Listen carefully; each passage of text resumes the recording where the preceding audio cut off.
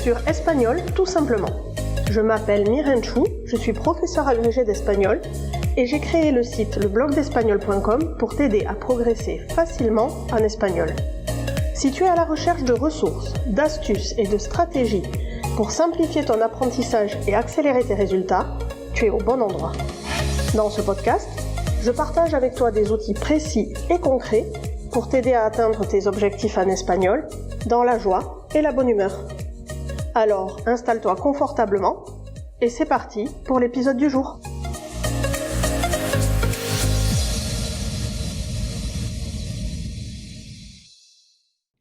Hola hola, bonjour, je te souhaite la bienvenue dans cet épisode de Espagnol tout simplement.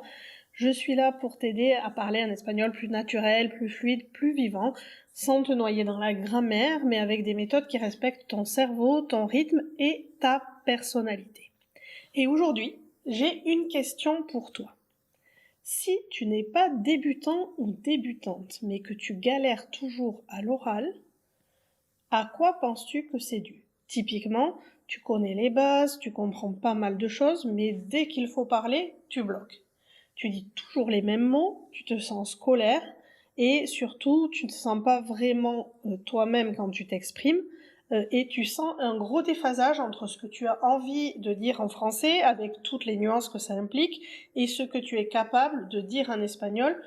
Tu te fais comprendre, mais tu n'arrives pas à transmettre de nuances dans ton discours, ou en tout cas, tu n'arrives pas à faire passer l'intégralité du message que tu aimerais transmettre. Dans cet épisode, je vais t'expliquer ce qui peut te bloquer, souvent sans que tu t'en rendes compte, et je vais te donner des clés concrètes et actionnables, et surtout peut-être t'ouvrir une porte que tu n'as peut-être jamais envisagée. Parler avec plus de spontanéité, souvent grâce aux expressions idiomatiques, mais pas que. Tu verras, ça peut tout changer. Alors, prends une boisson chaude de ton choix, installe-toi confortablement et c'est parti pour cet épisode méthode et mental.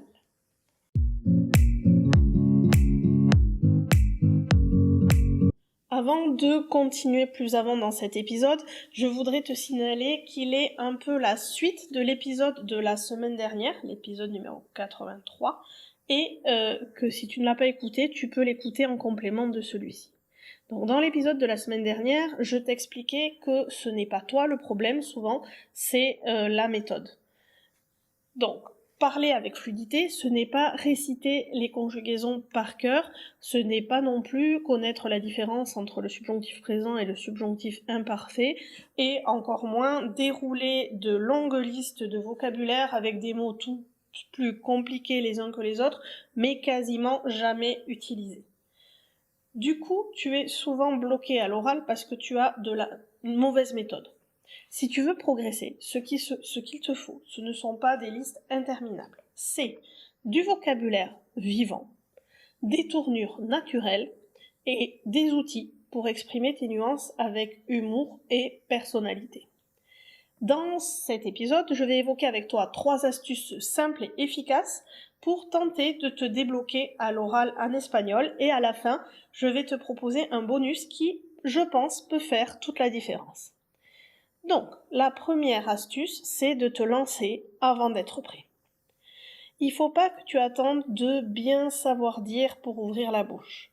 Oublie la perfection et autorise-toi à parler en construction. C'est en forgeant qu'on devient forgeron et c'est en parlant, même maladroitement, qu'on apprend à parler vraiment, et ceci c'est valable pour l'espagnol et pour n'importe quelle autre langue vivante. Mon conseil concret, tu peux commencer par des situations simples. Commander au restaurant, poser une question, parler de ta journée. L'important c'est de ne pas attendre le moment parfait parce que, je te le révèle en secret, il n'arrive jamais.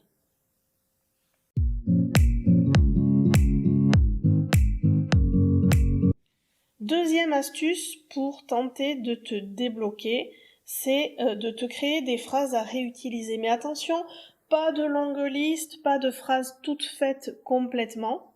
Ce que je t'invite à apprendre, c'est ce que j'appelle les phrases ancrage. Des tournures simples que tu maîtrises bien et qui peuvent te servir de point de départ pour presque tout. Par exemple, lo que pasa es que. Littéralement, ce qui se passe, c'est que. Mais dans le discours des hispanophones, c'est une tournure qui vient ponctuer constamment toutes les phrases, ou pas toutes, mais beaucoup de phrases, et qui permet à la personne qui parle de faire un lien entre ce qu'on vient de dire et la suite. Pour exprimer ton point de vue, tu pourras simplement dire « desde mi punto de vista », de mon point de vue, pour moi. Pour raconter une anecdote, « ¿Sabes lo que me ha pasado ?» Tu vois, dans ces phrases, il n'y a rien de compliqué, il n'y a rien que tu ne comprennes pas. Ce qui fait toute la différence, c'est que ces phrases sont employées telles quelles dans le discours et ne sont pas une seule accumulation de mots que tu as appris un par un. Donc, chaque fois que tu regardes une série, que tu écoutes la radio, que tu vois la télé ou que tu parles avec un hispanophone, essaie de repérer ce qu'on appelle les muletillas, ces petits tics de langage, muletillas, et entraîne-toi à les sortir automatiquement. Elles vont progressivement devenir des rampes de lancement qui vont te faciliter l'expression orale. Tu vas t'y accrocher dans un premier temps, et ensuite ça va devenir tellement automatique que tu ne te rendras même plus compte que tu les utilises.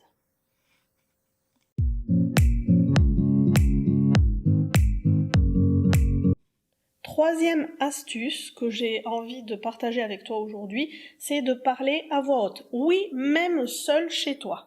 Raconte à haute voix ce que tu es en train de faire. Ahora estoy preparando la cena.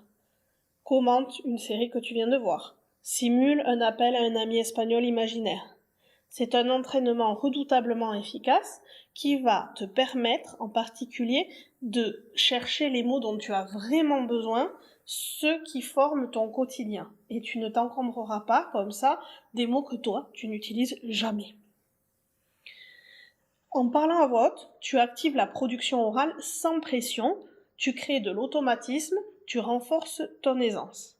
3 minutes par jour peuvent suffire pour relancer la machine.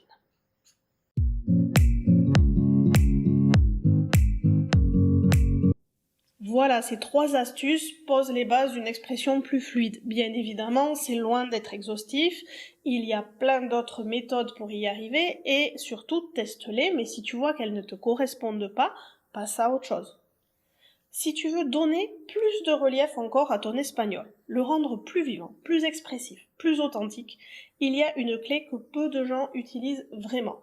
Il s'agit des expressions idiomatiques. Une expression idiomatique, c'est pas juste pour faire joli ou pour montrer qu'on a de la culture. C'est ce qui transforme une phrase fade en phrase marquante. C'est ce qui donne du rythme, de la couleur, de la vérité à ce que tu dis. Par exemple, si tu veux dire qu'une personne est gonflée, au lieu de dire « esta persona es un poco descarada », où on va complètement te comprendre, mais ça fait c'est un joli discours, bien appris, mais ce que va dire un espagnol réellement, c'est « bueno, este tiene más cara que espalda ». Pareil si tu veux dire que tu étais ailleurs. Utilise « estaba en Bavia », c'est imagé, c'est culturel, c'est vivant. Et en plus, tu retiens mieux parce que c'est lié à une image, à une sensation.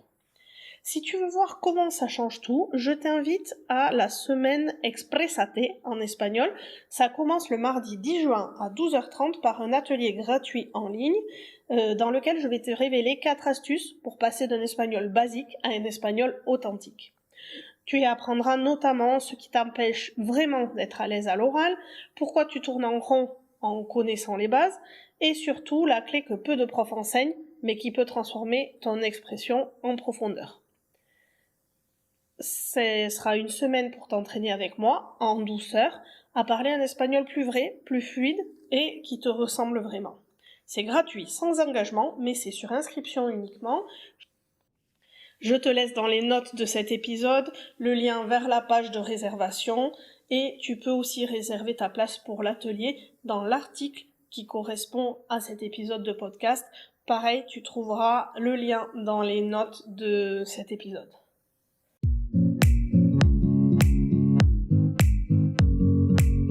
Voilà, c'est tout pour moi pour aujourd'hui. En attendant l'atelier ou l'épisode de jeudi prochain, Je te dis cuídate y hasta pronto.